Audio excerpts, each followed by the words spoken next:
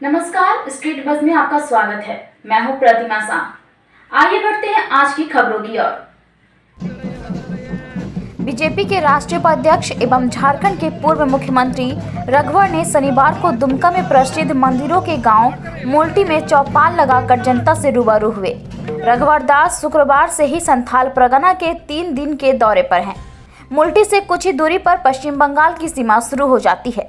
जब सूबे की सत्ता की कमान रघुवर दास के हाथों में थी, तब भी वह मुल्टी आना नहीं भूलते थे। दरअसल मुल्टी शिकारीपाड़ा विधानसभा क्षेत्र में है और इस सीट पर पिछले 3 दशकों से जेएमएम का कब्जा है। शनिवार को बीजेपी के राष्ट्रीय उपाध्यक्ष रघुवर दास मुल्टी में चौपाल के माध्यम से न सिर्फ जनता से रूबरू हुए, बल्कि विरोधियों पर हमला बोलते हुए अपने कार्यकाल की उपलब्धियां भी गिनाई। इससे पहले उन्होंने मां मौलिक्षा की पूजा अर्चना कर आशीर्वाद लिया। रघुवर दास ने कहा कि यह चौपाल सत्ता पर जनसत्ता का दबाव बनाने के लिए लगाया गया है। चुनाव के वक्त जेएमएम ने जनता से कई वादे भी किए थे। अब वक्त आ गया है कि सरकार अपना वादा पूरा करे, अन्यथा बीजेपी जनता के साथ मिलकर सरकार को उन वादों को याद दिलाने और पूरा करवाने के लिए प्रतिबद्ध होगा। एक सवाल पर उन्होंने कहा कि जेएमएम वंशवाद की पार्टी है। हेमंत सोरेन को आदिवासियों के दर्द से कोई सरोकार नहीं है। ये बताइए सर कि आप लगातार हेमंत सोरेन पर निशाना साध रहे हैं, वजह क्या है? क्योंकि अभी चुनाव नहीं है। देखिए, मैंने शुरू में कहा, अक्सर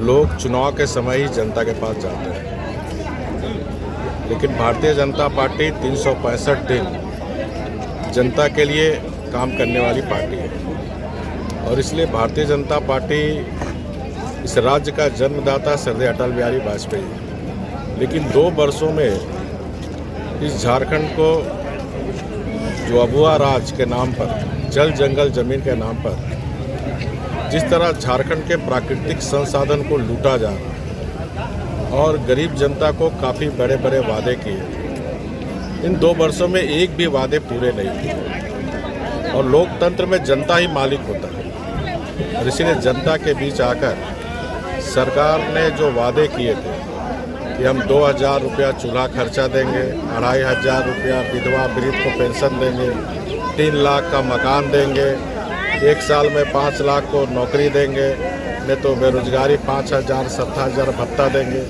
लेकिन एक भी वादे पूरे नहीं हुए।